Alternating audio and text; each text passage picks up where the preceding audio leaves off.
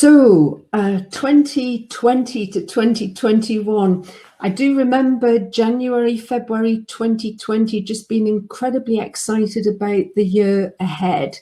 Better business, brighter view, and a start of a new decade. And gosh, what a year it's been. So much change, so much happening. COVID-19 has changed the experience of being a customer, an employee, a citizen, and a human, and it's changing the way that we live and do business. For UK exporters, we have left the EU single market and customs union, and at the end of the transition period, business and citizens were affected, as well as travel to and from the EU. So many individuals and companies are experiencing things way beyond their control. Some are flourishing, some are working to keep their head above water. And I think it's been a very intense time with deep, incisive change for all of us. So businesses now are being forced to look at new ways of working as customers have been changing their behaviors and shifting rapidly to digital environments. Many lessons have had to be learned. The uptake of digital technology and online sessions such as these or meetings have certainly taken over our lives almost. Connectivity, community, and people have definitely come to the fore. And I think that sense of a real heartfelt, caring business has definitely come through, what I would call conscious business, and making a really meaningful contribution. If we look ahead to the next decade and what's to come, envisioning our future, it can be quite hard, but I think it's a really important thing to do. And that obviously will have an impact on our global marketing and the plans that we're going to be talking about today and the opportunities that are open to you. We know that those who do look ahead and envision what the future is like are more successful.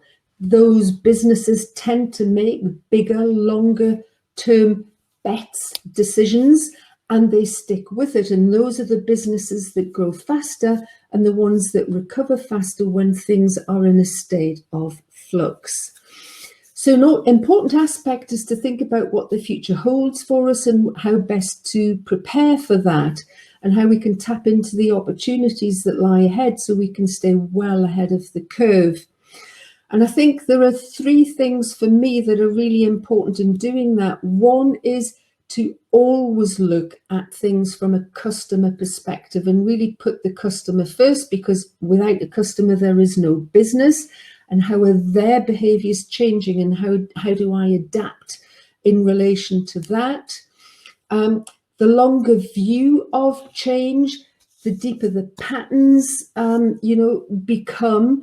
And I think a big question for us now is, well, customers' behaviors have changed during COVID-19, but which of those changes will actually stick? How much of this new behavior will persist? And I think, the question to that is probably quite a lot, more working from home, much bigger uptake of digital technology, and that sense of community and connection, which is so important to all of us now. And of course, in anticipating those shifting values, it's really important to gather data and research, that we're not just making decisions from an emotional perspective and from our experience and expertise, but we're actually looking at the data and analysing and really understanding what's making the difference. So where do we go with digital? What's happening with digital in the next decade? Well, digital will really become what we call an ambient wrapper in the next 10 years. Up until now, we've had, wearables, but it's going to change much more to become almost embeddables. We're going to have tech that's much more integrated into our day-to-day, and we'll probably not be talking about tech and us. It'll just become synonymous. Our fridge may well order our food for us when it notices that things are running out. There'll be more voice and facial recognition, holistic ecosystems where digital is integrated, and hybrid spaces for work and play. So we're going to see, mass adoption continuing. The rollout of 5G will definitely be supporting that. So, this is a key consideration, I think, to our global marketing. How do these changes impact what I'm doing in the future? How do customers interact with my company and my brand? And how can I enable that better? Consumers will become contributors. They're going to be more involved and engaged and connected with us. And I think it's really important that you really consider how tech is changing your business and how you're monitoring those changes and what impact that's having on your relationship with your customers. So lots and lots of things to think about. For sure, exporters will definitely need to work harder on their communications and their marketing over the coming months and years to maintain current market position, to stay well ahead of your competitors, and to maintain relationships with partners in countries, for example, partners, agents, distributors, retailers, wholesalers, etc., as well as attracting new partners. So the question for you is, how are you adapting to your customers' rapid and dramatic changes in behavior? Have you had to be a chameleon and change to survive and thrive?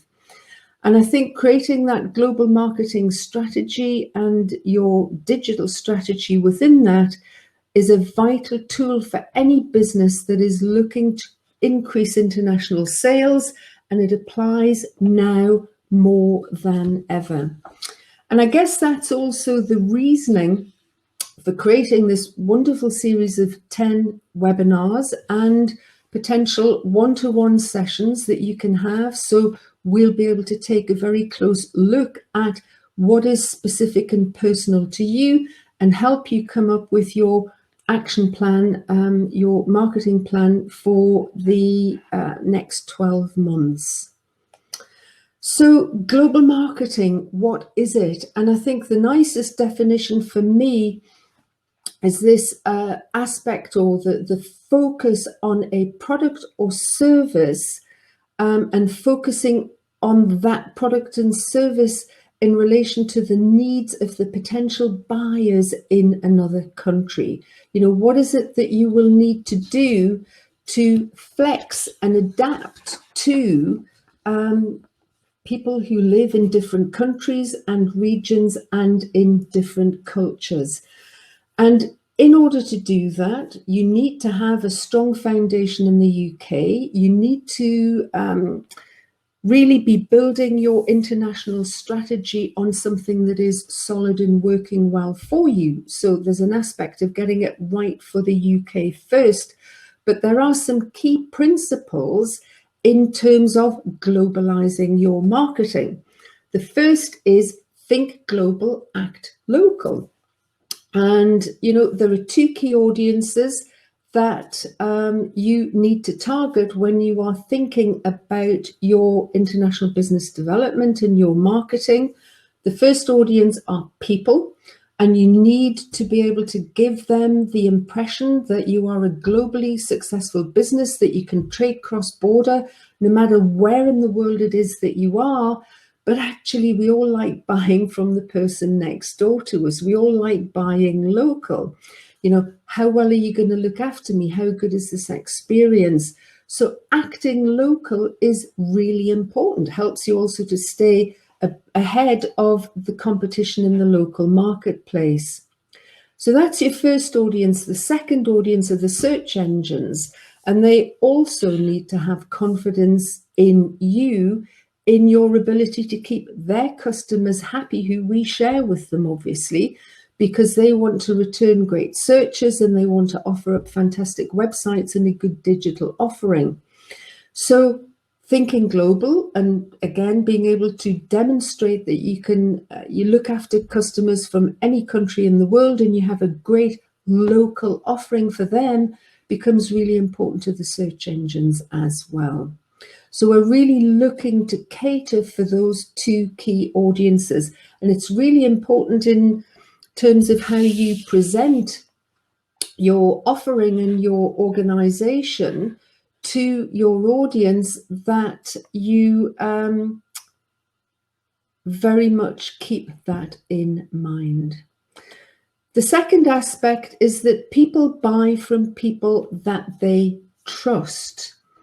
And trust is a huge part of this aspect of thinking global and acting local, because we want people to trust us, we want search engines to trust us.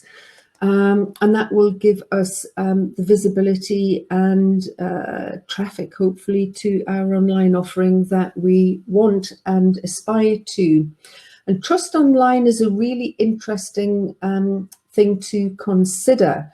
And, you know, if I just said to you, well, if you're looking at a new website online, what actually puts you off? You might say things like, well, you know, it's slow to load, it looks out of date, there's broken links, the content's not been updated, there are spelling mistakes, the visuals are slow to load. All of these things break trust in that journey that we're just taking in subconsciously. So what does trust look like online? Well, on the left-hand side of this diagram, you've got the move from distrust to respect. That's the extent to which the customer believes you are competent and capable. Are you really good at your stuff? Do you know your stuff? Are you offering great products and services to your clients? Are you the go-to expert in your field? Because if you present content that reinforces that, then you will be building respect. On the bottom axis, we've got the extent to which I believe you care about me as a customer overseas. If I put my hand up and I'm going to get in touch with you, then how much do you care about me? How well are you going to look after me? Is this going to be a quality customer experience? And if you do engender that response in me, that I'm in a safe pair of hands, I'm going to be well looked after, then of course I will move from distrust to affection, and affection for your brand, and knowing that I'm going to be well taken care of and you put me first and you're going to give me a quality customer experience is really important. And that respect and affection will bring trust. So really important thing to work towards. The third element is put yourself in your customer's shoes. And I really can't stress this enough. And we will be talking about customer profiling a little bit into the webinar. It's so important that you understand what it is that actually makes your customers tick, what they're aspiring to, what their behaviors and wants and needs and preferences are. And in order to do that, we'll be looking at some customer profiling. It's really getting into your customer's shoes and understanding what they are all about, because you're building your website, you're creating your content and your marketing resources for your customers. So it's really important that they like what they see and that they're going to engage with you. And if you imagine you've got this little puppy looking into the camera, you're the camera person on the other side of the camera, and you are taking a photograph looking out from the business. Everything looks amazing. You understand everything about your business and you get this view of the outside world of this gorgeous puppy that is really, really good.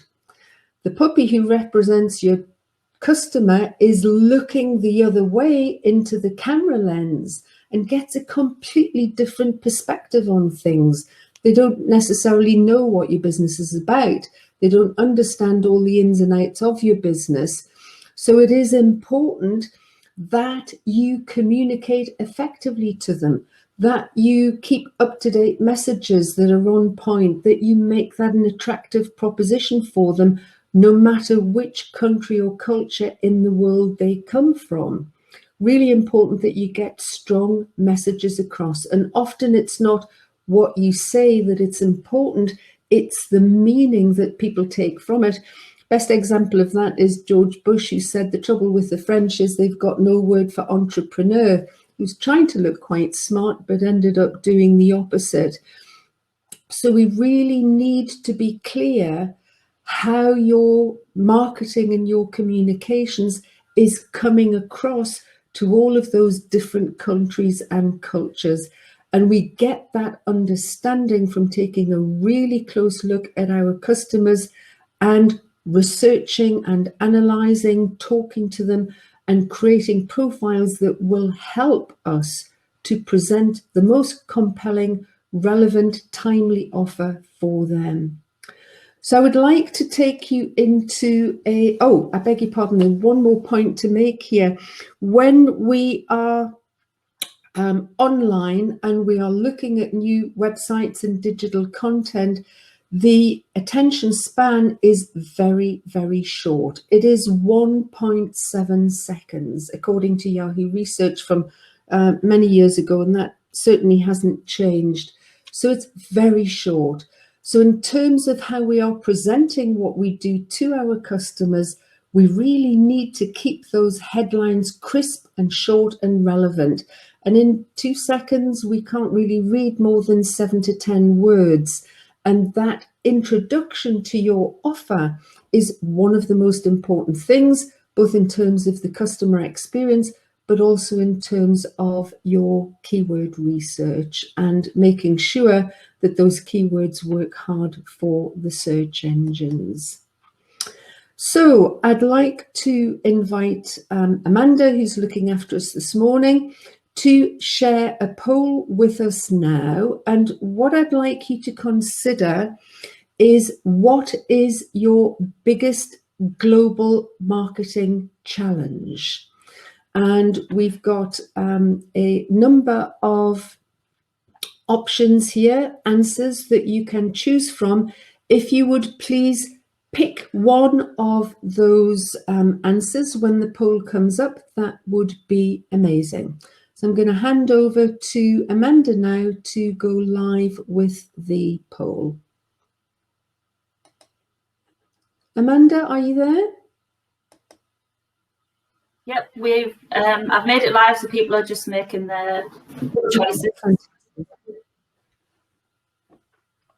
If you click on live poll now, you'll be able to see that. Thank you. So really interesting. I love this part where we're getting the answers coming in. And yeah, I'll give you a few more seconds just to make your choices here.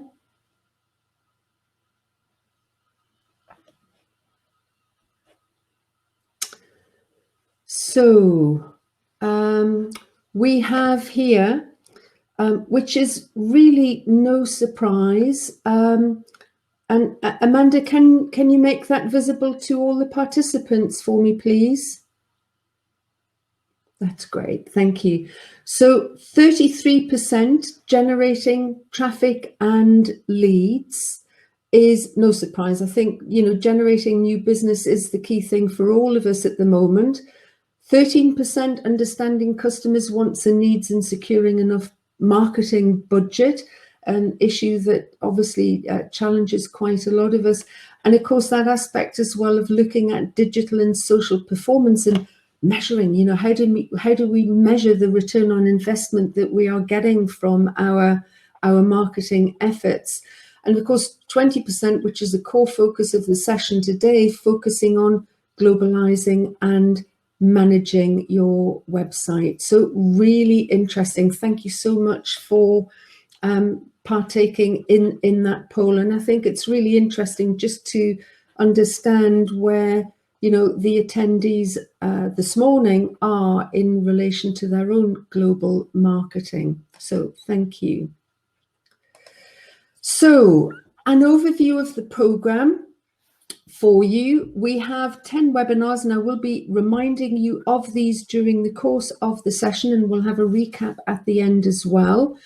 Tomorrow is International Website Optimization at 10 o'clock, which will be taking a deeper dive into optimizing your website and search engine optimization and how to undertake that effectively and make sure that, you know, of all of the 240 plus aspects that Google look at when they are determining where your website will sit in the search engines, and all the international search engines, you know, Baidu and Yandex and Naver are exactly the same and work on a similar way. It's important that you use search to get maximum visibility for your company and your offer across the globe. Then we'll be looking at how to manage your website internationalization project, whether you are looking to build a brand new international website or simply refine your existing website with international content. We will be looking at that and how actually to work with your web developers, web design agency, and other partners to get optimum results. So I'll be taking you through the actual process of getting clarity yourselves, doing workshops in-house, writing a brief, what you want from your website and what that's going to look like, maybe going out and selecting new web developers, going through that process, or actually working with your existing web developers to ensure that you are getting best results and value for money. Then we'll be doing 2 webinars on LinkedIn, which is fabulous for lead generation. The first one is all about getting your profile up to date and making sure you're making a fantastic first impression, and then connecting with your prime target audience and building relationships with them, which is the basis of a LinkedIn lead generation strategy, which is what LinkedIn is absolutely superb for. And then the second webinar, once we've done that, we'll be looking at lead generation and lead generation tactics. How can I use LinkedIn's advanced search, and how do I maximize content on LinkedIn, that's posts and articles, and actually engage with people in a way that will help me deliver results. And we've got a great case study there to share with you as well. Then we'll be looking at digital marketing essentials for exporters in times of change, where we're looking at some of the other tools and tactics that you can be using to maximize digital at present, and not forgetting that we should also, in the next webinar, whilst we're looking to increase our sales, but also think about ourselves and manage stress. I'm seeing many businesses and exporters and individuals in overwhelm and stressed out at present. And that session will focus on both of those aspects. How can I work smarter, and how can I take better care of myself and the people in my organization, such that we are happier, healthier, and performing at peak. And finally, 7 top tips for business development from home. We'll cover aspects of working from home and remote working and managing remote teams, but also looking at how you can stay motivated and what are the tools and tricks for actually managing business development when working away from the office. So some great webinars for you. If you haven't already booked, you'll be able to sign up for these at the URL on screen. You also have a one-to-one session with myself, where you will be provided, if you are eligible, and this is for businesses who are in the Yorkshire and Humber area only, unfortunately. So if you're outside the area, I'm very happy to do a 15-minute free health check with you. Do get in touch with me on LinkedIn. But for those of you in the Yorkshire and Humber region, you can have a free one-to-one session with me, taking aspects from the webinars and looking at what that means to your business. And we will spend an extremely productive and enjoyable hour honing in on what's important for you. I will share independent, impartial, but very experienced input to you in terms of how you can improve your global marketing and international business development, and I've given a list of different aspects that we could focus on in that session. You will also receive a professional website effectiveness audit report written with lots of guidance and information and tips for you and suggestions, which I'm hoping you will find very useful. So you'll get more information on how to apply for that one-to-one session in the follow-up email to this webinar and from following webinars as well. And these are previous one-to-one sessions that I have run for businesses. I do a great deal of these. John Hewitt, Global Business Manager at GT Piping Solutions. I highly recommend participation in the one-to-one session, engaging and very insightful. And I'll allow you to read the other two testimonials there. But we do get superb feedback, and I think people just appreciate having one-on-one time to talk through issues and opportunities in their business and get some clarity, focus and inspiration for their forward journey. So do tap into the one-to-one session potential if you wish. So our agenda today, we're going to look at going back to basics and benchmarking where you are currently at in your marketing journey, because that is absolutely crucial. We'll also be revisiting your strategy. You know, how have things changed? How has this impacted? And looking at, you know, your market research, which will be fundamental to your global marketing. Step 3 will be all about customer profiling and putting your customers at the heart of everything that you do. And step 4, we're going to be asking this question: how good is your welcome mat? You know, if people find my website or my LinkedIn profile or my social media, because digital is such a huge part of our exporting journey now, then how good is our welcome mat? Based on what we've talked about so far, am I making a great impression? Is this building trust and confidence in my audience? So what are the international aspects that I need to focus on and integrate into my digital offering? Step 5 is looking at the content, because the website and your resources are, let's say, the Ferrari parked in the car park, but the content is actually the petrol that goes in the tank and helps you to drive it and get great results from it. So what about international content and global English? You know, American English has 4,000 words that mean something completely different to what they mean here in the UK. And only 17% of the world's population speak any English whatsoever.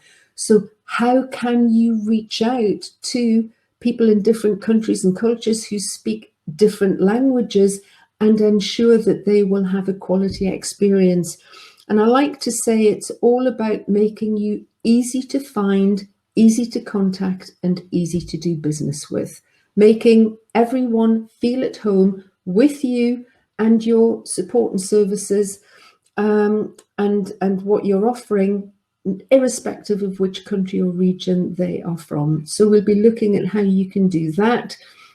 And then finally, we'll be looking at getting organized and getting a plan together. And again, a little bit here, of course, as well, about looking after yourself. So let's take a look at this going back to basics. And this really is quite a solid look at your business and where you are at after this extraordinary year that we've just experienced. So I think, you know, analyze where you are and look at getting a real benchmark on your business if you haven't done that already. And I think this is something, as that change continues into this next year, that we're going to have to do on a periodic basis. So do you still have a solid business? Is it working? Are there any aspects of the business I need to look at in more depth? What about my customers, existing customers?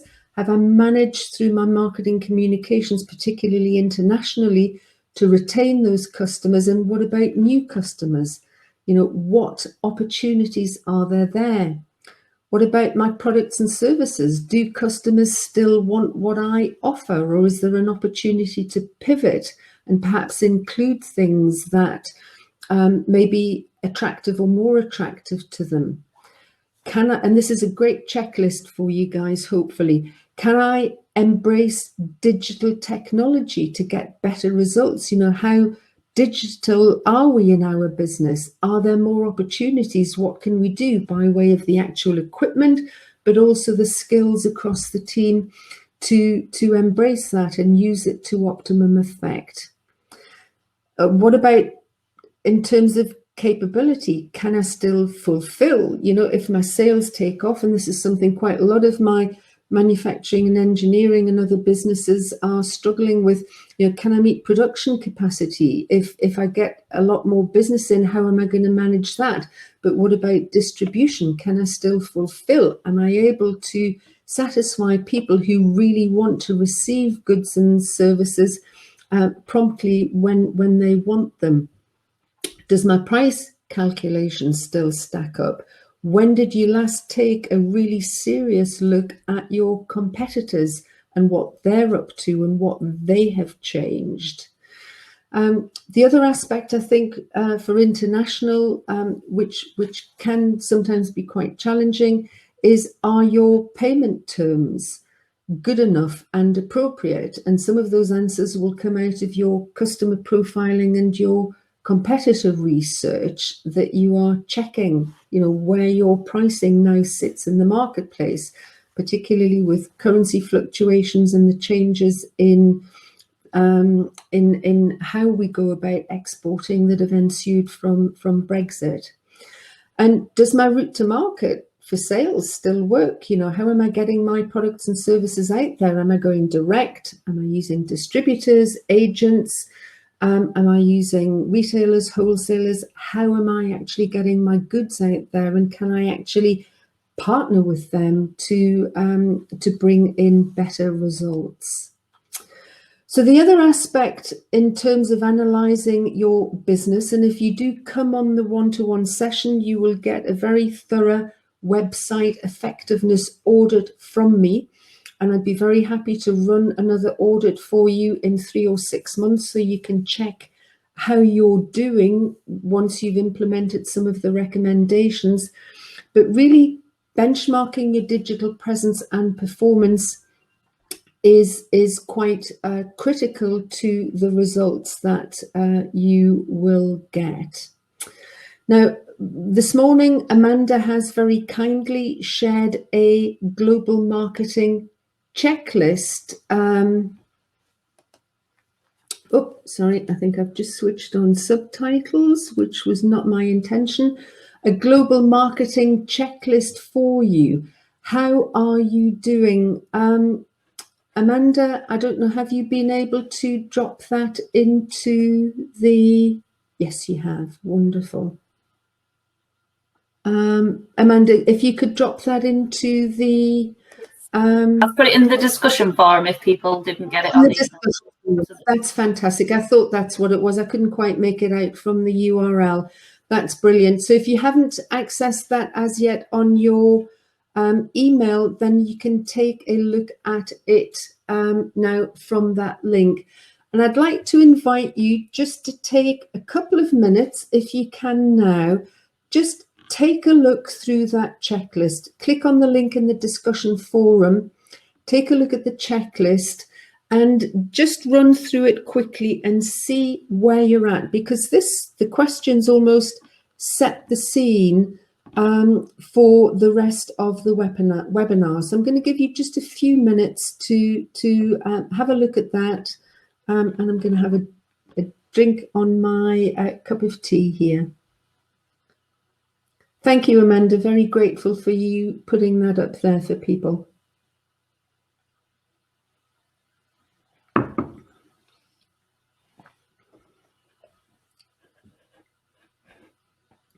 If you have any comments or questions on any aspects of the checklist, then please drop them into the Q&A. It would be good to hear some views from you. or have some questions from you in relation to it. Let us know as well if you're having any issues actually accessing it.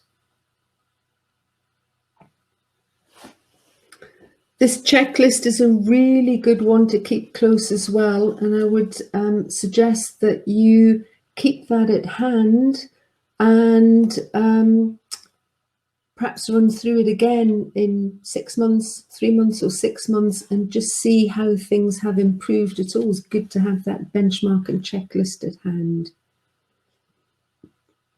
So do we have any comments from you lovely people? Anything that you would like to say about how you feel you're doing in relation to the checklist?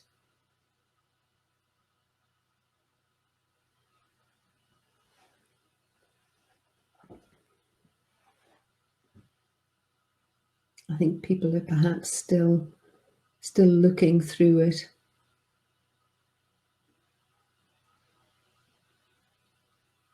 Or perhaps just drop a general comment into the Q&A about how you feel you're doing in terms of your own global marketing.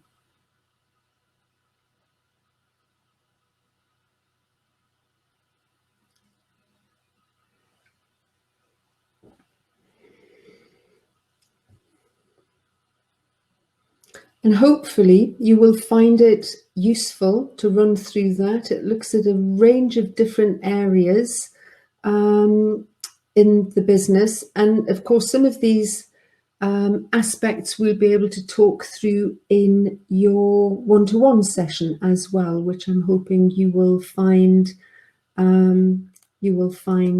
useful. So moving on then.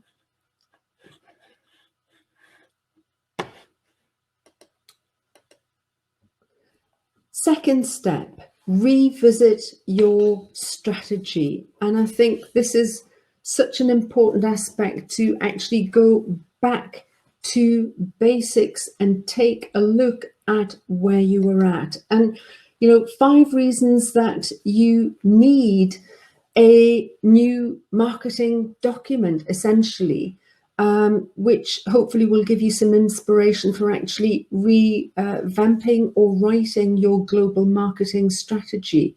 It could be that your customers are forging ahead of you and you need that marketing document to sharpen up how you are performing, that you haven't done customer profiling previously, or you haven't done it recently, that your marketing, and this is something we hear quite often, your marketing takes time, but it lacks purpose and cohesion. It's not really giving you the results you want. You're spending marketing budget, but the return on investment is quite elusive. Or it may just be that you're not clear about how to optimize your marketing. So you're going to give it some focus and get to grips with coming up with a good plan. So there are a number of steps to developing your global marketing strategy. It's important initially to look at your goals. What is it that you want to achieve with your marketing? Your marketing strategy will inform what your website and social media resources need to be doing for you. It's their job to deliver against the actual marketing strategy. So what is it that you want to achieve? What spend is available? And how will you measure the results that emanate from the activities you undertake? And in here as well, I think it's important to think about your unique selling points and what makes you different and how you're going to differentiate yourself in the marketplace. In terms of outcomes, I think the first thing, which we've already talked about, will be ensuring that you benchmark effectively, and then set some really smart KPIs, key performance indicators. What is it that you want to achieve, and drill down to some level of detail and actually put some numbers against that. What are the detailed outcomes that we want to achieve here? If we put all of this work into developing our international marketing, what do we want by way of results?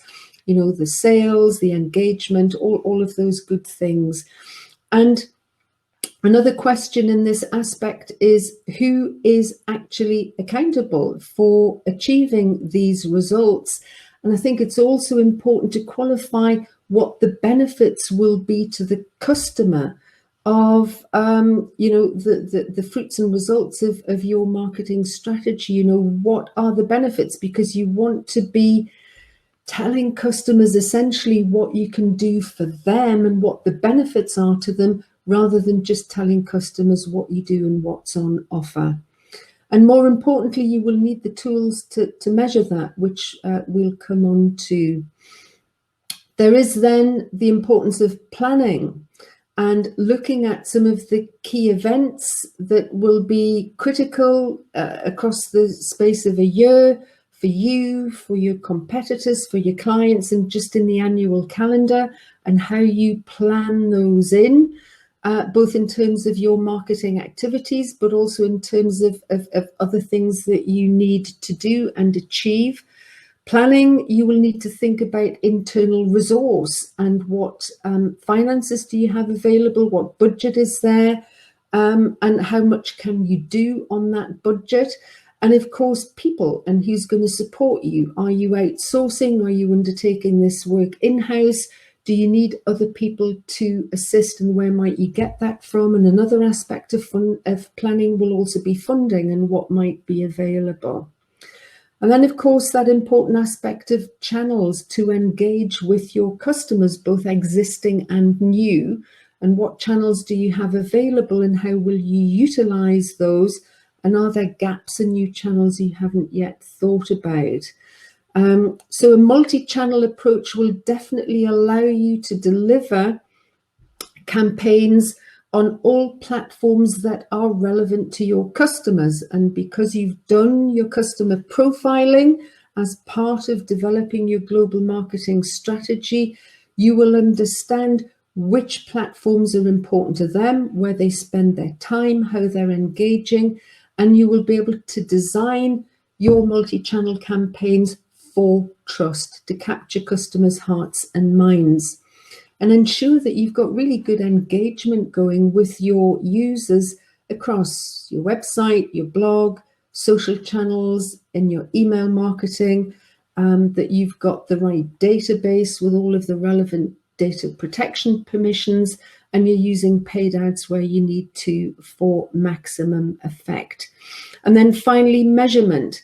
How many visitors are you getting to the website? How long are they staying? What are they looking at? How much are they sharing? Are we getting enough inquiries through? Are they converting?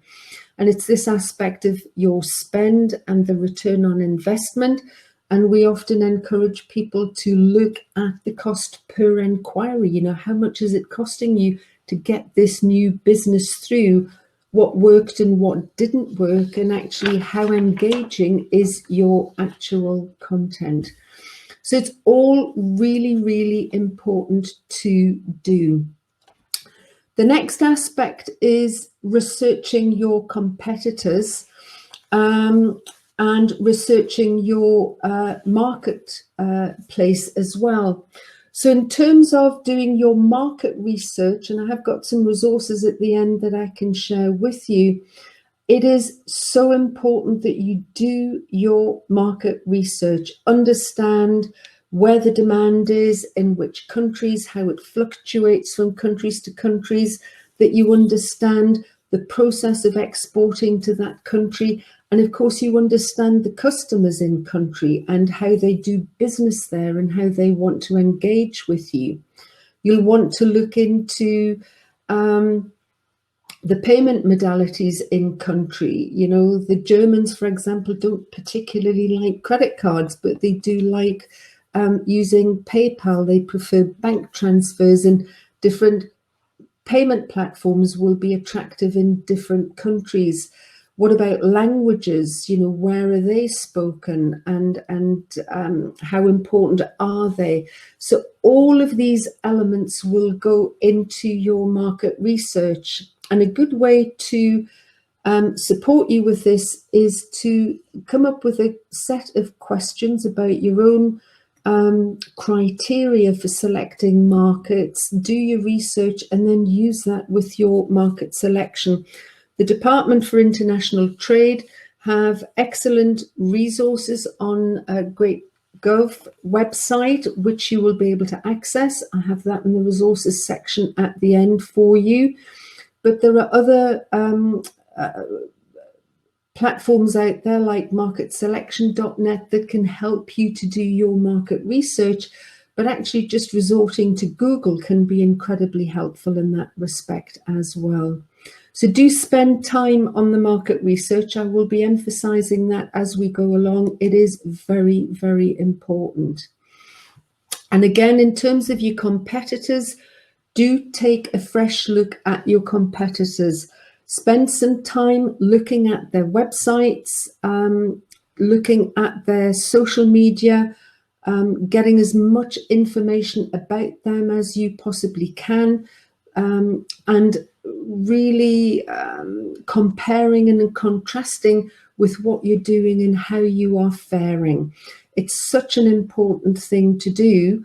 And now is the time, I think, to refresh that if you haven't done it already. So once you've had a look at that more strategic approach, what I really recommend is that you delve deeper into the customer profiling. There is no business without customers, and it's important that you put the customers first and yourself second. So the approach that I'm going to be sharing with you now is all about you putting yourself in your customer's shoes and just spending time sharing the experience and knowledge of your customers in-house to create profiles, and then essentially going out and talking to your customers so you're bringing back the evidence to make those customer profiles more robust. Often I see with clients that, that lack of focus and attention on the customer profiling leads to poor performance on the website, the social media content marketing, and a diminished return on investment because they just didn't get to a position of truly understanding the wants and needs and preferences of their clients. And this is definitely essential before any web development process, that you really do get into this in some depth with the web developers and designers who are helping you out. So where do you start to do your customer profiling? And the first step that works so well when I take my clients through this process is actually, if you have it, looking at your database of customers for the last 1 to 3 years. If you're a brand new business, then you're going to have to give it your best guess at this stage and do some research and try and pull together the best data you can. But hopefully you'll have a good database. You'll be able to pull together that data, and you then want to be selecting a range of criteria that are important for you for evaluating that. The location of the business, the size of the business, the numbers of staff, the products and services they buy from you, the sector that they're in. There'll be other attributes about that client that are very specific, that are important to you. One might be how well they pay. The other aspect may well be, are they really great people to do business with? Do I enjoy it? Do I feel passionate about working with these clients? And bring all of that together and then review the trends and themes that are emerging. It's really helpful to do this pictorially, sort of with graphics, rather than just lists. And then think about them in as much as, well, okay, I've got maybe 30 or 50 clients here that I'm reviewing, or perhaps more. If I had to group these different clients into, let's say, 3 to 5, maximum 7 different groups, how would I group these clients? And what we're looking to do is group these organizations then in terms of how you would engage with them.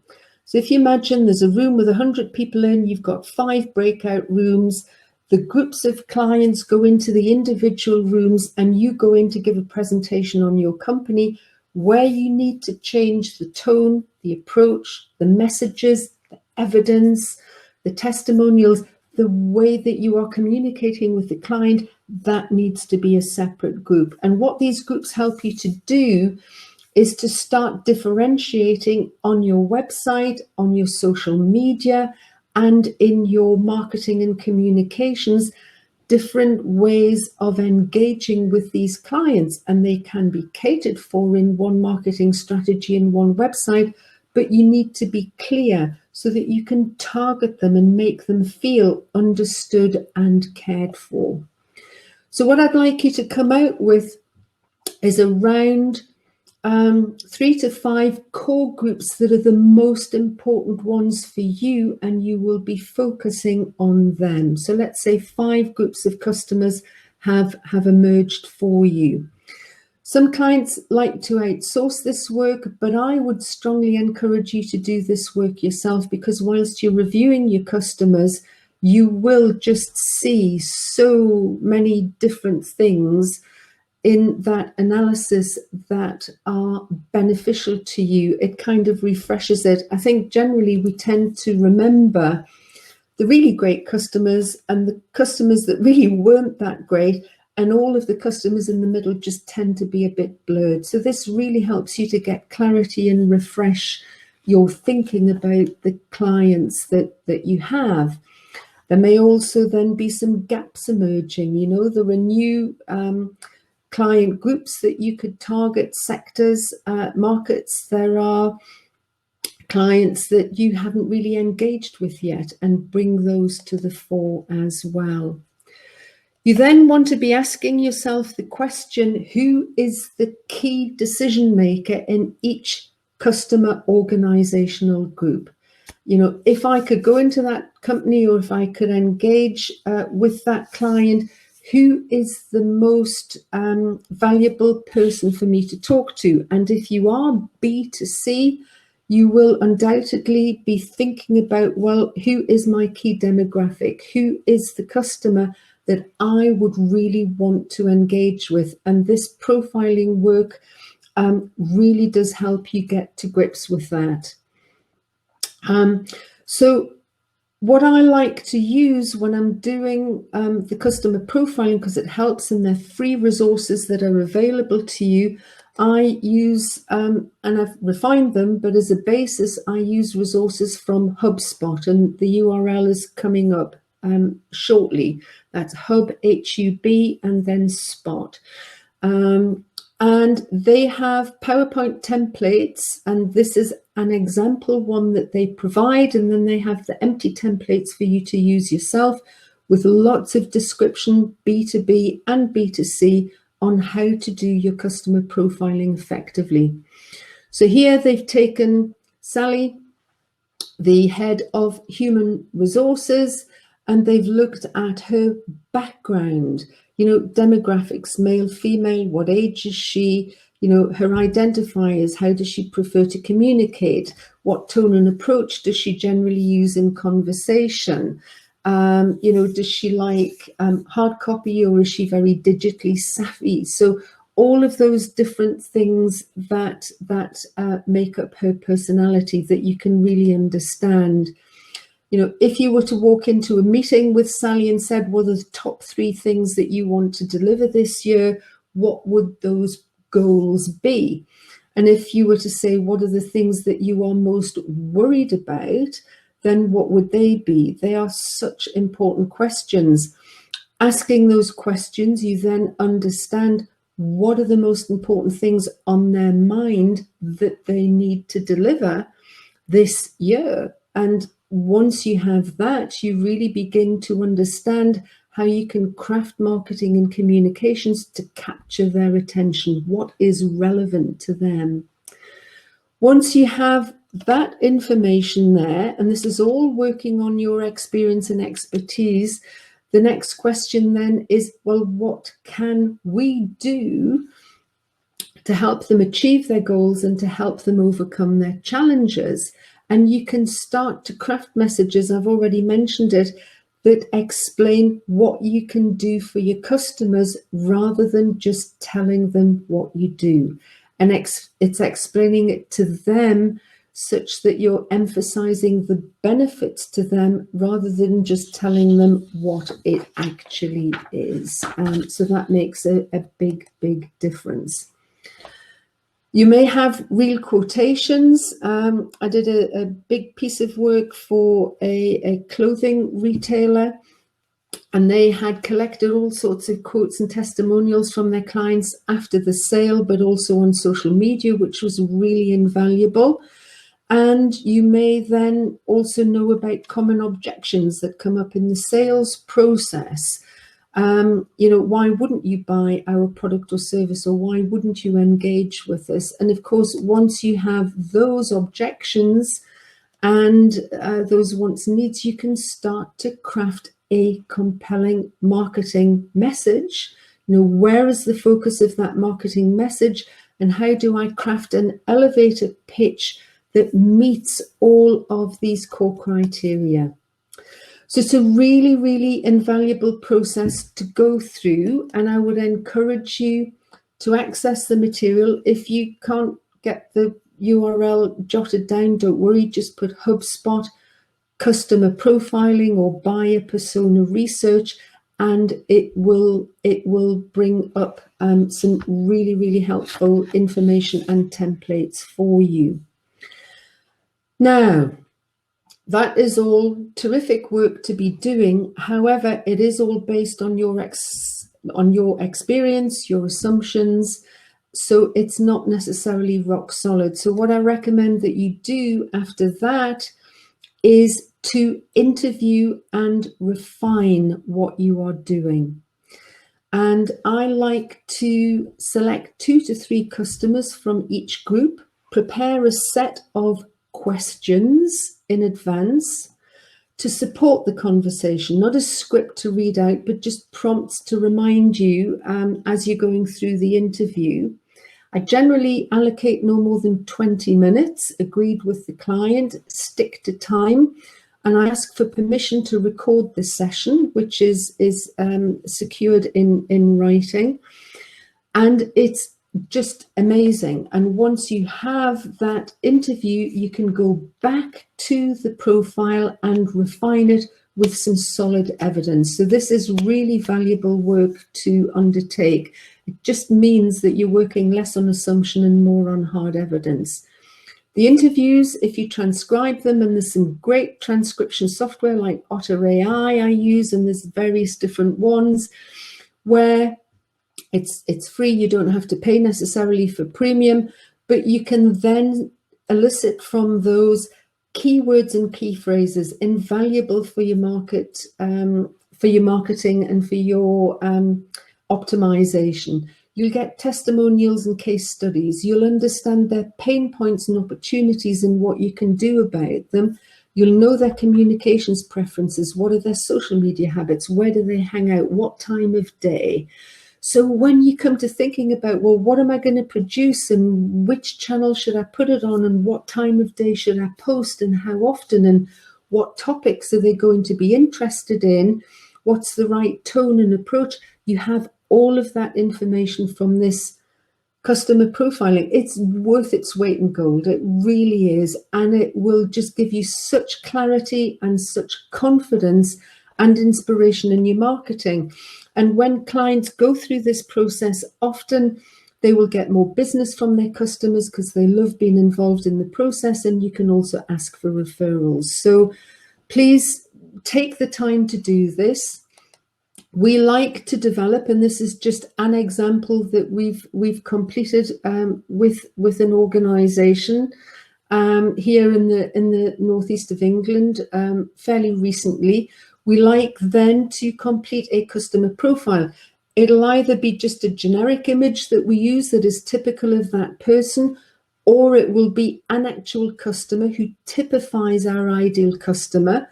But we look at, you know, their main aim, their motivations, how they hear of the company, what problems they have, and what their influencing factors are in making decisions. There's many ways of doing this.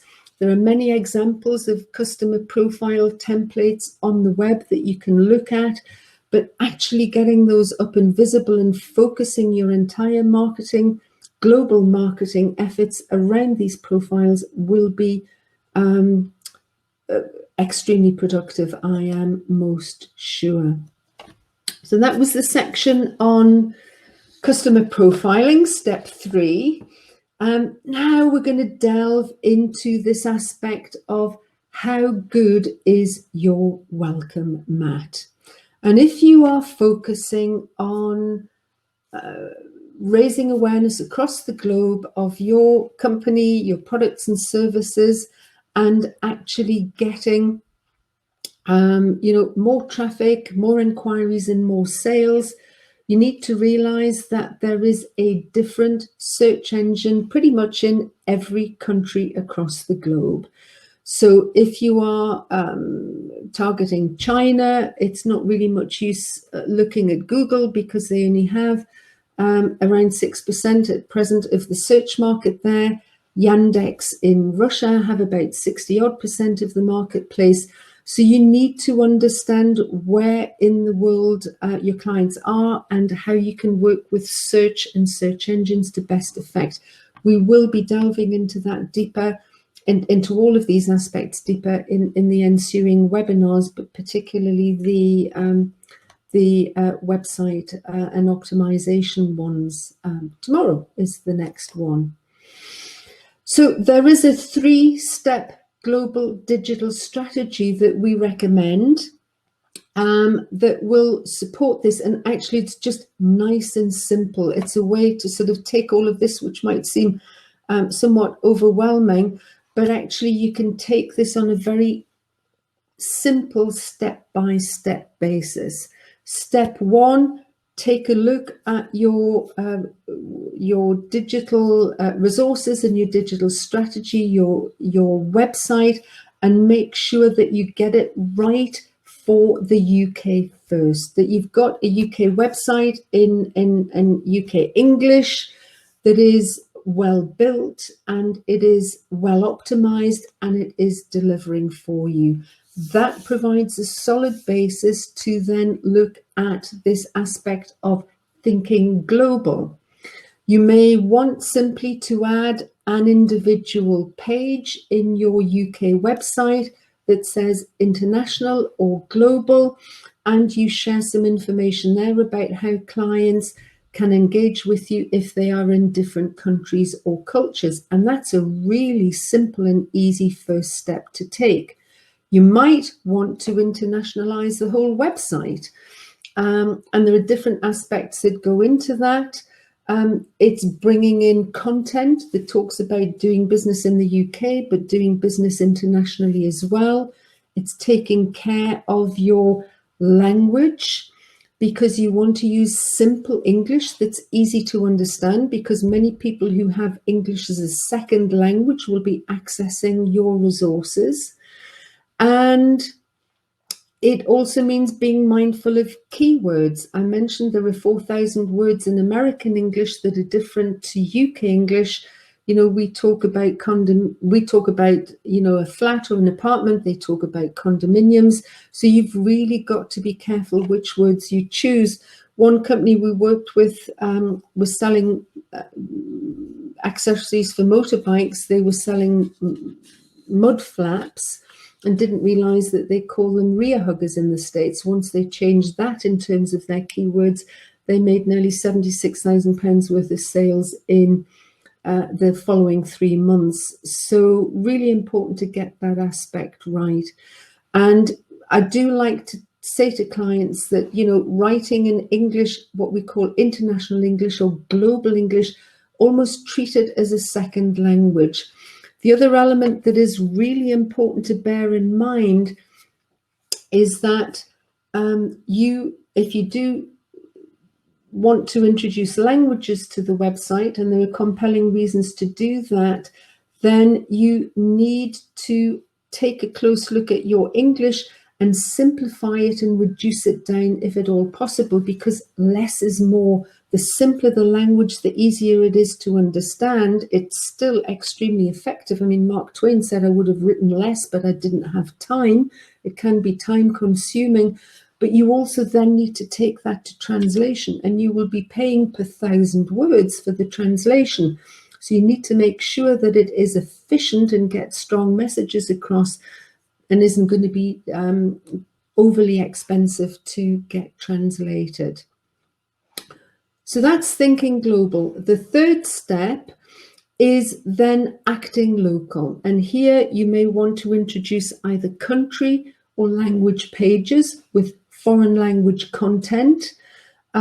Of course, that content needs to be optimized, and you will need an experienced translation agency or individual who is a native speaker that can help you select the right keywords for that country.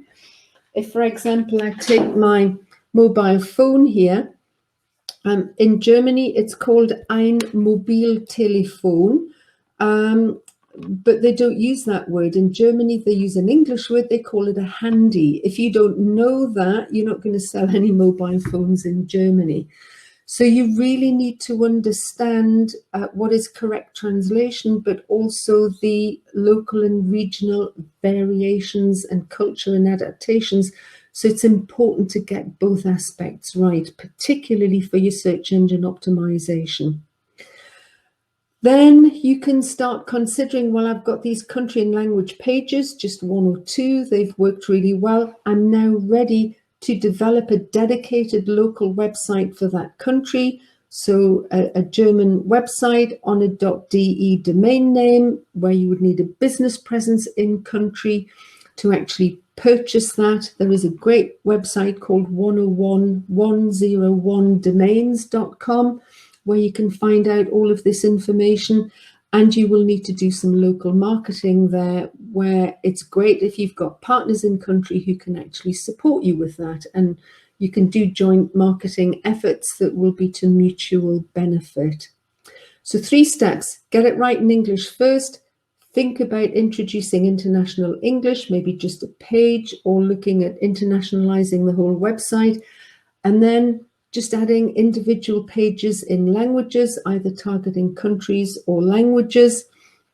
Easy to do. It could be a little bit of a pilot. I often suggest just doing 2 initially, rather than trying to do too much.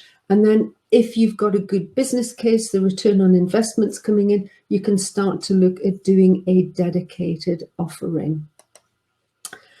One thing that will stand you in good stead in terms of search is securing the .com or another generic top-level domain. The .com still kind of has the edge, even though there are lots of domains now to choose from. So if you can't get the .com, either a domain name trader has it or somebody else is using it. Make sure if you do choose another generic top-level domain that you're not going to be losing traffic to them, because customers often go for the .com first. Why should you do that? Well, a .co.uk or a .de, for example, is a country code domain. They are structured to work well in that particular country, but they don't work well globally. So if you imagine we are searching here, we find .co.uk's and .coms and .nets and .biz and .info and all of those generic names, but we rarely see a .de, a .fr, a .cn, a .com.au. It just rarely happens. So adversely, if clients are searching in their country, they're not going necessarily to find a .co.uk. So .com will help you maximize search for your web offering. You will want to consider, are you targeting countries or languages? A simple example is, are you targeting Spain, where you'd have a navigator in the top right-hand corner of the website page with 47 million people, where they speak Spanish? Or are you targeting Spanish as a language with a language selector where you will hit around about 340 million people across the globe typing inquiries into Google in Spanish.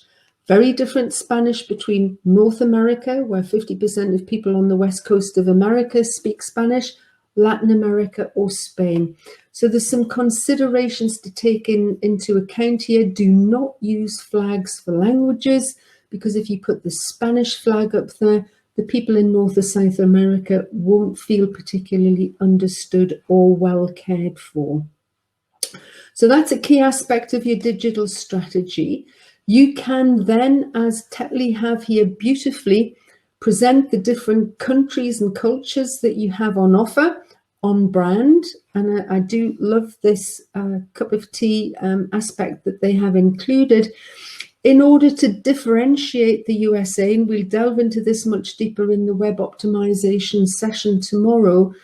They've actually included TetleyUSA.com in the URL, which I think is such a nice touch. It gives you just visibly that we're really targeting on this area and we really want to engage with customers there. And it also gives a little bit of extra focus in terms of your SEO as well. Now, in terms of globalizing your website and how to really embrace different countries and cultures, almost on a budget, and this would probably come in the early stages of step 3, where you're wanting to include different languages.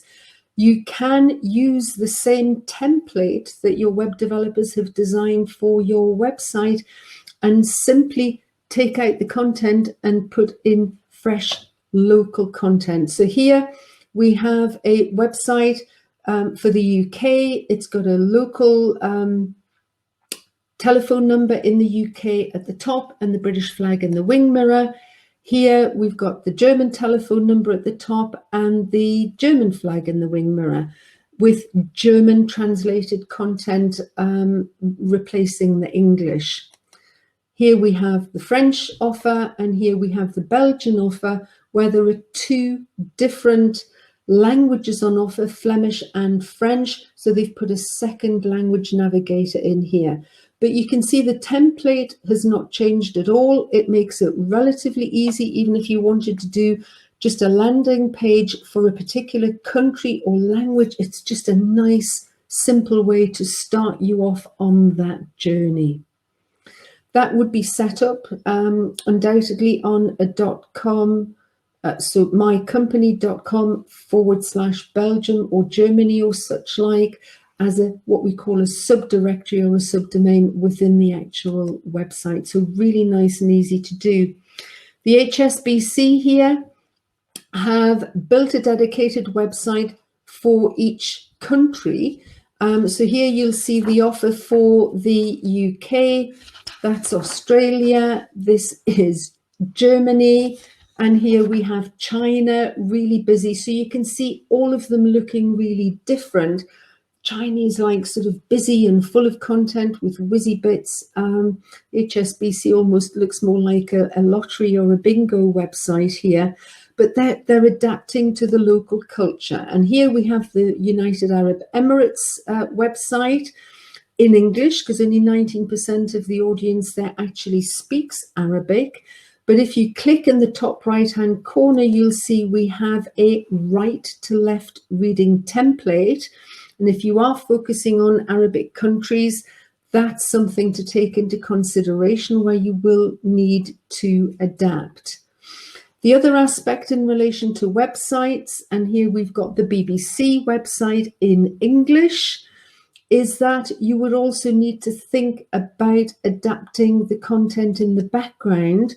So one of the most important things in terms of search is that meta title and meta description. So the meta title here is BBC News World up on the first result here in Google. That's the meta title. You want that to read well. And underneath we've got the meta description, that paragraph, which is super important. It's quite important for SEO, but more importantly, You could spend £50,000 on your website. If I don't like what it says here and don't find that attractive, then I won't be engaging with your content particularly. I'll not be visiting your website.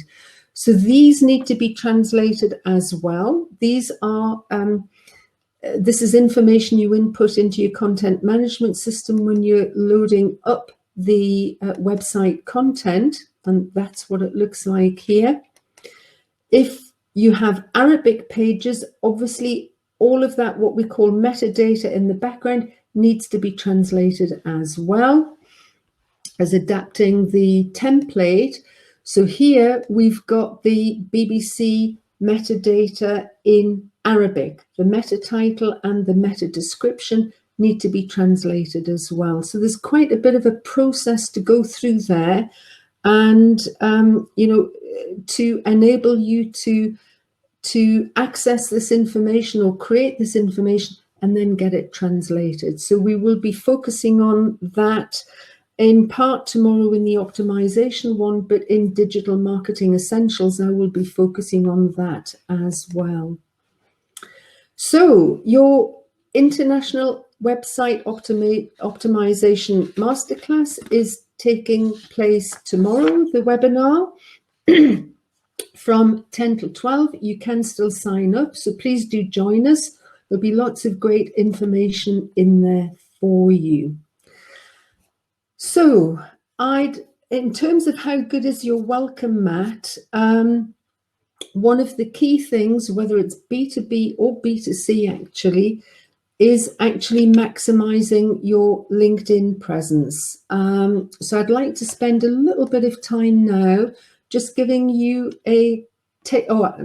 apologies. How to Manage Your Website Internationalization Project is coming up on the 3rd of March from 10 till 12. Forgive me, I forgot to mention that one as well. So a great one if you are looking to build an international website or refine your existing offering.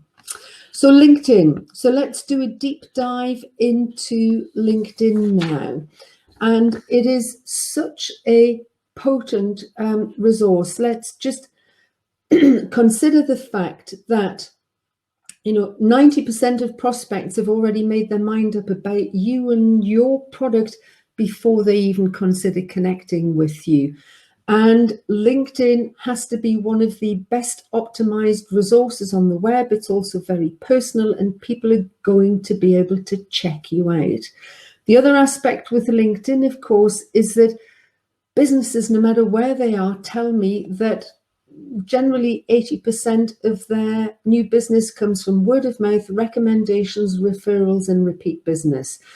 So this networking aspect, this wonderful online tool that LinkedIn presents us is gold dust for your business development activities. So you want to have that as a key element of your marketing and communications strategy. There are 722 million people on LinkedIn. 67% plus of them are key decision makers and budget holders across 200 countries and regions. You can have a personal profile and a company page. And, you know, you want that to look exceptional. What a lot of people don't realize is that you can have your LinkedIn profiles and pages translated into up to 24 languages. So I like to use LinkedIn as a quick hit, quick win when you are internationalizing your website and content and your marketing plans as a tool that can bring in some swift quality results. So whilst all of that work's going on, we'll do a little bit of work on your LinkedIn profile, get that translated. It can make a massive difference. When I put my LinkedIn profile, because I lived and worked in Germany for 14 years and I speak German and French quite fluently, German very fluently. I put my profile up there in German and my views went up 465% in 3 months. It's just amazing the difference it makes. So do look at getting languages up there as a quick hit. It's a great thing to do. It's also worth mentioning that we know from research that engagement and sales will increase 400% if you address your audience in their native language online. So languages are very powerful. And then, of course, you get connections. And once you're connected, then what? You know, how do you start to develop that relationship and that dialogue with people so you can lead to a fruitful result? And that's what we're deep diving into in the 2 LinkedIn sessions. It's all about quality and not quantity. And it can be a bit scary because it's all about, well, this is you. You know, you need to profile your best self and talk about how great you are at what you do, and really, you know, show up as your best self on LinkedIn. What do you have to offer? What can you do for people who want to come and network with you? So I really look forward to talking to you more about that in the LinkedIn sessions. Now, what would I like for you? Well, I would like profiles that are on brand, that look superb, with quality photography, where you may have, you know, your trust marks or your contact information on there. And above all, underneath the name, you've maximized the now 220 characters you have available to say more than just your job title. This is premium keyword SEO territory. Keywords are important, but this is your elevator pitch that people look at to decide whether they're going to look at more of your profile and whether they're actually going to get in touch with you. So this is super, super important. And again, you know, another one here, these are rugby tour specialists. He's kept the headline quite short, but the profile is really quite exceptional. So I'll be sharing lots of these and lots of ideas with you in the LinkedIn course. And I'll be explaining to you how to develop the profile and how to use it for maximum visibility, to raise your reputation and to bring in new business, more importantly. So in terms of your LinkedIn profile, I beg your pardon.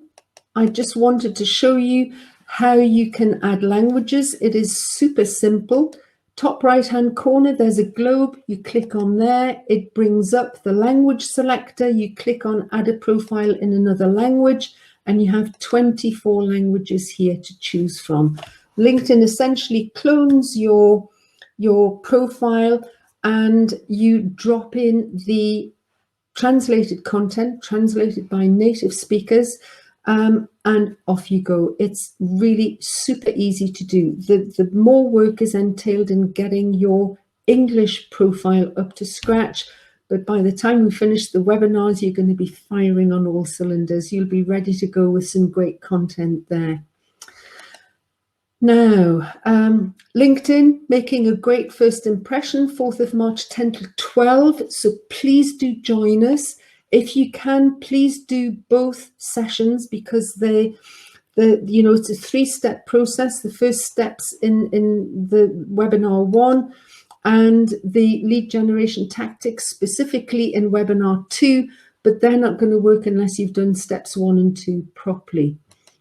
We've just taken a great business through this process, and based on the period December 20 to January 21, so 2 months, his responses to introduction emails went up 41%, a 221% increase in LinkedIn followers to the company page, 2 posts from he wrote 2 posts that got 7 genuine distributor inquiries from these countries, which is phenomenal. And he thinks most of them will come to being, you know, fruitful and productive relationships. His LinkedIn social selling index went up by 14%. That's how you evaluate and monitor your LinkedIn performance. And the actual quotation requests that came in the 2-month period at 41 was a 241% increase. So this is serious stuff. This is really wonderful, productive business development for you that I would encourage you to come and join us on. So I look forward to seeing you there, hopefully. So the next step is your international content strategy, and we're on the home straight now, so nearly there. And content as the fuel in the tank of the petrol tank of the beautiful Ferrari that you want to get in and drive is super important. We encourage you when you're developing your strategy. So we've looked at audience, we're looking at messaging, we'll be looking at your SEO strategy tomorrow. And then this aspect of measurement, we'll do some of it ongoing, but digital marketing essentials, we'll be looking at that also in a little bit more depth. The content you want to be writing for your audience, not for you. And because you've done your customer profiling, you will know exactly what you need to write and share with them. It's important that you add variety to your content and your posts, that they're not all the same. And of course, also ensure that your website, blogs on websites or such like, and your content is absolutely mobile friendly. You will be, and I've got a little piece in here on actual campaigns and how to develop campaigns as a bit of a taster. You'll be wanting to make sure that you've got internationalized content in all of your campaigns, and that you can measure, analyze, and adapt the content and the approach based on what's working and what's not working, and how can we improve this. It's much, much easier to take a post that maybe got third position in the listings and rewrite it in 3 or 6 months' time such that you get it into top position than it is to create brand new content from scratch every time. In terms of your visuals, and this is where a lot of people trip up on their website and using visuals or video on social media, you need to be very mindful of things like, foregrounds and backgrounds, buildings, the people that are visible in the imagery, body language. There are certain gestures, that means okay here, but it doesn't mean okay in many other countries. It means money in Japan, but it's a rude gesture in some other countries. So you need to be very careful of body language and what's happening, cars, signage, weather, clothing, food and drink, colors, humor. They're all aspects that you need to be mindful of. So this is a useful checklist when you are going through and reviewing your content for cultural appropriateness. The other aspect which can be extremely off-putting is having quality copywriting. There's one thing, writing good content that tells you what you need to know, but is it a quality read, and is it a quality translation? Is it a quality read in a foreign language once it's been translated? Because accurate isn't everything. It needs to be attractive. Have you got a consistent style and tone across all the content? If different people have been contributing to the content, it's important to make sure that's appropriate. And above all, this is one of the top 10 hates, is the grammar and spelling. Have you proofread it effectively? Is that okay? Because it's one of the things, well, probably the biggest thing that puts people off. The inference is, if you can't get your spelling and grammar right, then you have an issue with quality in the business. Look at rich content using lots of different media. The more different types of media and content you use, the more interesting you are to search engines and to people. Get your cultural checklist and make sure you have a good mix on your website. A little trick here, which worked beautifully well for this client in terms of, this was a simple website. Philip had to take over the business from his father when he became very ill. He did a really quick, rough and ready website, and this was years ago, but it's such a good example. When you hit the Contact Us button, it takes you to this page, open for business in all destinations, and you've got 6 different offices in 6 continents. Looks amazing. The business is actually a one-man band, or was. Philip sold it, and these offices were actually just Skype telephone numbers that diverted to Philip's mobile phone initially. He then appointed a call centre in each country that could handle the inquiries and send through an English version of the inquiry to him within 24 hours that he could respond to within 48 hours. So this was a beautiful setup, super simple, easy to do. His turnover increased 160% in 6 months after doing this.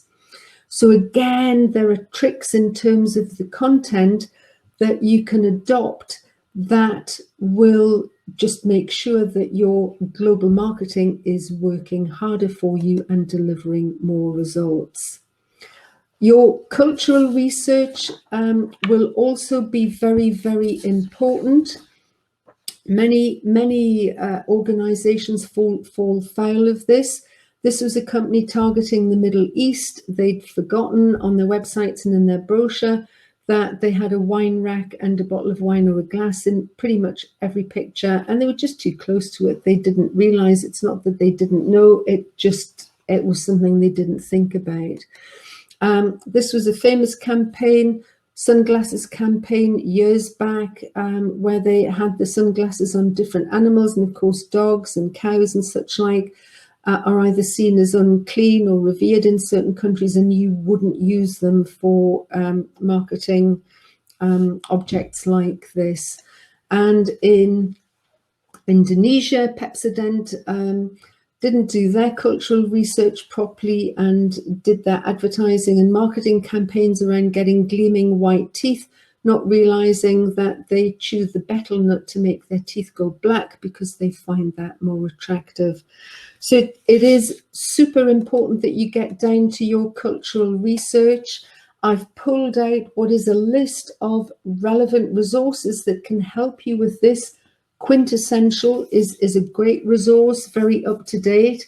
The American CIA World Fact Book is generally very up to date and relevant as well, and you'll find lots of factual and cultural information up there, how to do business there. Equally, the Department for International Trade have great resources, lots of information about exporting, but also about country guides, which will give you a lot of information about the cultural aspects as well. You've got CITAR, the Society for Intercultural Education, Training and Research, Communicate, Global Exchange and World Business Culture, to mention just a few. There are a couple of books I love using actually. One is called Kiss, Bow and Shake Hands, and they've got most countries in there.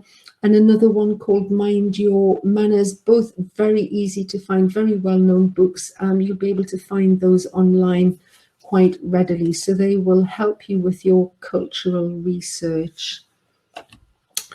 What I will be talking about during the webinar series quite a lot, and we will do another dive into content, is taking themes that you have gleaned from your customer research and actually setting out those themes in a content theme planner. So I've taken a year and I've taken top to bottom your key events as a business. What are they? And your different customer groups, because they will vary. Customer group 1, 2, 3, 4, 5. You know, what are the key events for those particular customers? And you can drill down again and say, well, if I'm looking at Germany, what are the key events in that country? If I'm looking at China, what are the key events in that country? And it really just helps you to get a dashboard overview of, you know, what are we going to focus on this month for this group of customers in this particular country. And you take a theme and you build a campaign around that theme that you can focus all of your marketing efforts towards.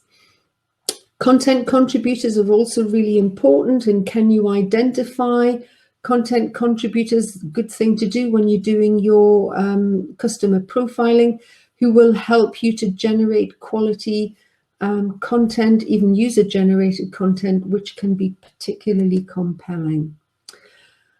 This is a little bit more complicated, but essentially at the top, you would take the monthly content plan for March, the theme, maybe,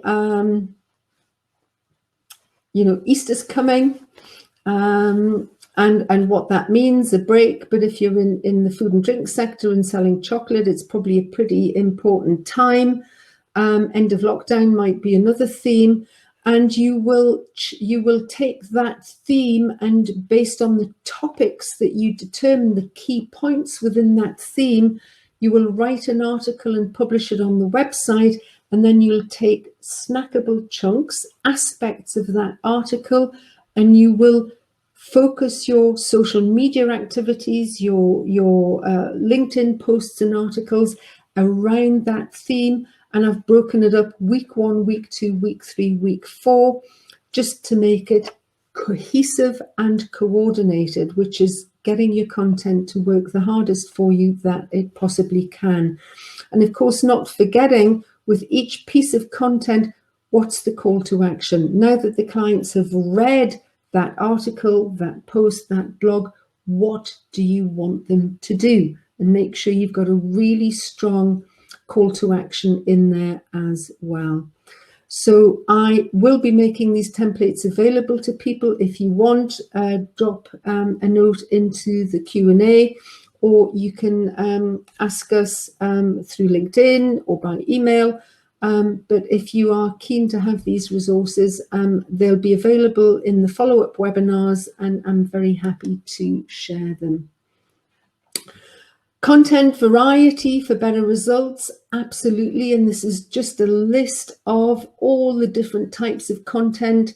And there's probably a lot more that you could actually post up there on your website and through your resources. And as you are developing your global marketing strategy, it will be good to consider all of these different elements as you go along. So in terms of languages, we know 70% of online searches are not in English. It increases a customer's appetite to buy by 400% if you address them in their native language. Fact. Their dwell time, so they will stay twice as long on your website if you address them in their native language. And 90% of Europeans, we know from research, prefer websites in their local language, even if they speak good English. And of course, we know that exporters who adopt languages in their business make much higher export sales. So there's a strong business case for adopting languages. There is a good resource called Internet World Stats that will give you lots of statistics about which are the top languages and where are they used. And there's another resource called ethnologue.com that will tell you what the languages and dialects are from country to country. Actually, a pretty good resource, which is probably easier than Ethnologue, is just going on Wikipedia and having a look on there. They've got pretty up-to-date information. It's important that you look at which are the top languages. Spanish, for example, is spoken in 27 different countries. French in 16, Portuguese in 9. So it's important to understand where those countries are. But of course, I think two popular and interesting stats are, what is the internet penetration in that country? So in, Germany, for example, it's 93%, but they've got 236% growth. In which one will we take? French, it's 35%, but the internet users growth is 1,164%, and that will be down, I would suspect, that rise to a lot of the African and other countries where the rate of digital growth is phenomenal. So it's worth taking a look at all of these aspects. Willy Brandt said, if I'm selling to you, I will speak your language, but if I'm buying, dann müssen Sie Deutsch sprechen. You have to speak my language. So there's an important aspect there as well in terms of really putting your customer's shoes on, I guess, is the short way of describing it. So we'll delve into all of these different channels more in Digital Marketing Essentials. But here the website sits at the core of your digital marketing efforts. And, you know, you'll have your social media, SEO, CRO, paid advertising and email marketing wrapped all around that. So Marketing Essentials for Exporters in Times of Change will take place on the 10th of March from 10 till 12. And I'm really looking forward to that session with you. So getting organized. We'll look at a little bit of planning now, and then we'll open up the floor to some Q&A. So if you have any questions, please get them at the ready, and you can perhaps start typing them into the Q&A. The first aspect in terms of getting organized is really looking at how you're going to measure and report and evaluate and refine your activities. You know, how many web visitors are you getting to your website? What are they doing? How long are they staying? What content are they looking at? You know, how many web visitors are actually coming from social media? It's the job of social media essentially to drive traffic to the website where it can be converted into sales. So how is that working? And let's take a deeper dive and understand. Your website may have 50 pages. You want to make sure each page is working hard for you. Every page is like a virtual business development manager who's out on the internet 24/7 bringing in inquiries. So is it working hard? You wouldn't hire 50 staff and allow them to sit at their desk all day and not monitor and check what they're doing and how effective they are. You know, which platforms are you using? And again, that measurement will come in part from your customer profiling. Are you missing ones that are really relevant? Do you understand the demographics from platform to platform? And again, a lot of this, well, all of this information will come from your customer profiling. That will start to give you some really valuable answers here. How much are you spending on your marketing and what's the return on investment? I did customer profiling for a scientific company, and they were spending £35,000 per annum on PR. And when we did the customer interviews, their audience, who were very scientific and very academic, said, we don't visit websites, we don't read blogs, we don't do social media, we don't go networking. And I'm thinking, wow, you know, how do we get through to these people? So I asked the question, you know, what would you read? What would be attractive to you? And they said, well, if the head technician in the laboratory talked about problems that he or their clients have had and how they solved them, we'd read that. So they changed the nature of the contract with the PR company, saved themselves £33,000. They interviewed Stuart, the head technician, regularly in terms of the problem solution, put that content out, and it just did great things for them. It was really productive. So it's important to really understand what's working well, what's not working well, and taking a critical look at it, all in terms of how engaging is the content, and are your customers reading it, engaging with it, sharing it, and is it leading to results? So this measurement, reporting and evaluation is a very critical process. So in terms of your marketing strategy, I would recommend simple and smart goals. Keep it simple at this stage. Set them out. Get clear about what is really meaningful and is going to work both for the business and for yourself in your own role. And just make an agreement with yourself or make an agreement with the team. Be accountable, write it down, you know, share it, and make sure that there's a real commitment there. If you are an individual working on your own in a business, then get a buddy or a mentor that can work with you. It just makes such a big difference to be able to talk things over with someone, but to also ask when you have problems and report good results. Break down your overall goals into monthly, weekly, and daily goals. That way you're cutting the elephant up into chunks and eating one chunk at a time, and you can relax and rest knowing that the balance of the plan is down on paper and you're comfortable. You can focus now on what you need to focus on. And give yourself some rewards. Allow yourself to celebrate the successes that you have and just linger in that space for a while, because it's incredibly motivating and it does wonders for our body chemistry and our physical and mental well-being. It really, truly does. And share the load. You know, look at the resource that you have. What could you do yourself? What should you be doing yourself? And more importantly, what you definitely shouldn't be trying to do.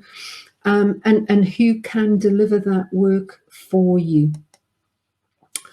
You'll put in a lot of preparation in the beginning, and it's quite a lot of effort and it takes time. But when you get into the implementation and measurement phase, things become much, much easier. And of course, this is where you start getting the return on investment, because you're bearing the fruit of your labors, essentially. It will pay off. So we have a couple of additional webinars for you. Increasing sales and managing stress for busy exporters. What I'm looking to do in here is just looking at, you know, all of the things as exporters, either budding exporters or existing exporters, that you have to do, and taking all of these into a plan that works well for you, and processes and procedures that work well for you, such that, you know, what is the expression I'm looking for? Minimum effort, maximum return. And you're able to work efficiently, and you're able to tap into opportunities, but more importantly, you're able to manage stress, and you're able to manage overwhelm in yourself, across your teams. And we're going to focus on that in part in this webinar as well, because if we're not firing and wiring on all cylinders, that will definitely impact on the business. The next one is 7 top tips for business development from home. For those of you that are working from home or have people working from home, we'll be looking at remote and virtual working and the tools and techniques and tactics and technology that can help you out. But how can you ensure that you're communicating effectively with people when you're not able to get together in meetings and such like? And how can you stay motivated and on track in terms of that all-important international business development? So I hope you'll join us for that webinar as well. So we've looked at going back to basics and doing some benchmarking, which is critical to building your strategy. You need to know where you've been and where you're at currently, and what your vision is in your strategy, which will necessitate some research work and some brainstorming and creative work, either on your own or with your team, and some research to help you then map out the journey that you need to go on. Your customer profiling sits at the heart of everything and will make everything else so much easier and more productive when you've done it. You know now the core elements of a good welcome mat and how to internationalize your website, your resources, and your content, and what's important in that mix, and why languages indeed are incredibly important, and doing your cultural research. And looking at that international content strategy and that process, and how you can develop a strategy that will work well for you and deliver results. And then finally, getting organized, doing some planning, and taking good care of yourself.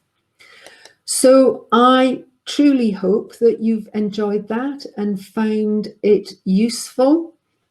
I would be very happy to take questions. If you would like to put any questions into the Q&A, if you wish, you can also raise your hand. We're able to bring you or several people up on stage, and we can see you and we can have discussions. You may or may not want that, but it's a nice way to do it. We've got the full webinar agenda here. It is also on the Go Global website. We do have 2 more sessions yet to be announced. So if you have topics that are very close at heart from the overall content, or you've got questions, or you want parts of sessions or sessions to be repeated, then please let us know. We'll be making decisions on those in the next week or so. And of course, don't forget to book your one-to-one session. It would be a real pleasure to spend an hour with you, discussing where you're at and what your plans are, and how I might be able to give you some impartial, independent, and hopefully useful and productive input to help you refine and shape your global marketing plans and your international business development. I will certainly do my very best for you. So thank you so much for your time today. I really appreciate you joining us today, and thank you so much to the partnership, Leeds City Region, West Yorkshire Combined Authority, and the Northern Powerhouse for making this possible, all powered and organised by Umi. So please do connect with me on LinkedIn. Norma Foster is my name. If you have your mobile phone and know how to do it, you can just click on the QR code and it will bring up my profile. If not, come to the LinkedIn webinar and I'll be showing you lots of tricks and tips like that. So please do share any questions or thoughts that you may have. It would be good to get some feedback.